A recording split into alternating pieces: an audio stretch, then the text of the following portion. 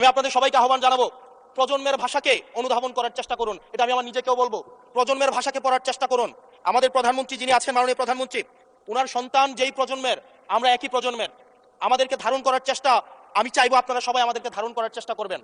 বিএনপির নয়, কেবল জামাতের নয়, কেবল এনসিপির নয়, বাংলাদেশের মানুষের স্বার্থ, বাংলাদেশের মানুষের আকাঙ্ক্ষা, বাংলাদেশের মানুষের স্বপ্ন বাস্তবায়ন যেন আমরা করতে পারি। মাননীয় স্পিকার, এই চেয়ার আমি অনুধাবন করতে পারছি জনগণ বিচ্ছিন্নতা তৈরি করে।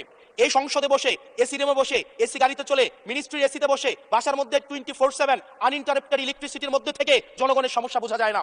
এই জন্য এই সংসদে যখন আমরা দাঁড়াই, আমরা জনগণের সমস্যা অনুধাবন করতে পারি না। আমরা এই সংসদে বসে যদি আমরা লোডশেডিং এ আমরা খুঁজি, এই সংসদে বসে লোডশেডিং পাওয়া যাবে না, এই সংসদে বসে জনগণের সমস্যা পাওয়া যাবে না, এই সংসদে বসে সবকিছুকেই, মাননীয় স্পিকার, আমরা যে এই বাংলাদেশের সবচেয়ে সুবিধাভোগী মানুষের মধ্যে এই সংসদে যারা বসে আছি, বাংলাদেশের সবচেয়ে ফেসিলিটেড মানুষের মধ্যে আমরা অন্যতম। মাননীয় স্পিকার, আমাদের জনগণের কাছে যেতে হবে, জনগণের আশাগুলোকে, সময়গুলোকে, স্বপ্নগুলোকে আমরা রাজনৈতিক ভাষার মধ্য দিয়ে, কর্মসূচির মধ্য দিয়ে সেগুলোকে বাস্তবায়নের জন্য আমাদের সবাইকে সমন্বিতভাবে, ঐক্যবদ্ধভাবে কাজ করার প্রয়াস আমাদেরকে থাকতে হবে।